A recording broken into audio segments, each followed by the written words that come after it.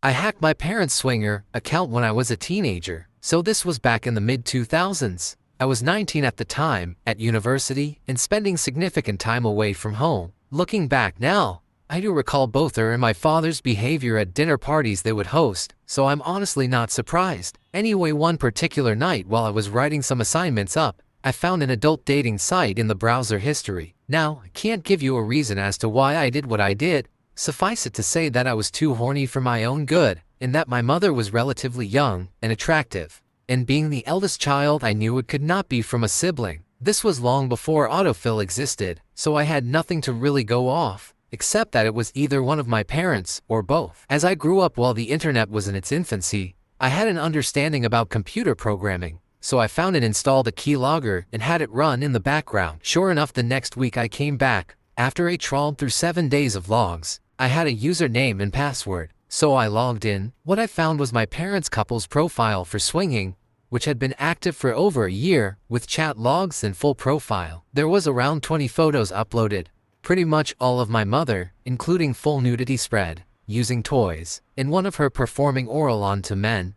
I was the school phantom shitter. If I had let this secret out during its time, I would have been mortified, crucified, and full of shame. However, I now laugh on it and tell the story. I was always a pretty normal kid. I was in 9th grade, and my best friend, Ian, and I did cross-country together. It was a rainy day, so coach had us run on the indoor track in circles. We both look at each other and both say, "I gotta take a dump." We snuck away from practice and went to the locker room. Ian got in first, and the other stall had some sort of hellish shitacane going on there, in which no one would dare use even in an emergency. So, you know that one pair of shoes in the locker room that had been in there forever, and no one had ever claimed them, nor have they moved in what seemed like an eternity. Well, I just had to shit. My 14 or 15-year-old self also thought it would be hilarious to show him the massive dump I was about to produce, and in a shoe, because you know, teenage boys are stupid and have that kind of humor. I still do, and always will. By the way, I proceed to open the tongue of the shoe and drop the single fattest and longest turd into these mid-top Nikes. He comes out, and I have this shit-eating grin. I told him to go over to where the shoes were, and he goes, "Oh dude, gross. That's sick, sick as in gross." We had our laughs and returned to practice and never thought anything of it. However, the next day, there was a bit of commotion in gym class in second period. The locker room reeked of doo-doo. People were frantically looking, but no one could find the source. Then, Jermaine comes in and yells, "Man, someone shit in my shoe," for the rest of the day. Everyone was looking for the phantom shitter, wondering who did it. Ian and I kept our mouths shut, and to this day, no one has ever found out who took a shit in Jermaine's shoe. I have moved since then several times, so whoever I tell it to has no connection to my old high school. Edit. Yes, I wiped. I did not know they belonged to Jermaine or whoever else. When I was 10, I insulted a random lady on the phone and totally got away with it. As a child, I sometimes liked to do telephone pranks. Usually these pranks were very tame. I would call a random number and creepily breathe into the phone while the other person would say, "Hello, hello," until they eventually hung up and I moved on to the next number. One afternoon, though, some middle-aged lady got super triggered. I guess she was the 90s version of a Karen. When she realized I was a child, she gave me an angry lecture about how I was misbehaving and how it wasn't acceptable. I don't know what it was about her, but something about her butthurt yelping got me really triggered too. I was actually a very sweet and well-behaved boy, and most adults loved me. Perhaps because of that, it really rubbed me the wrong way when she called me a snotty brat. I felt treated unfairly and wanted to give her a shitty day, so I laughed in a rude tone and said something like, "Yeah,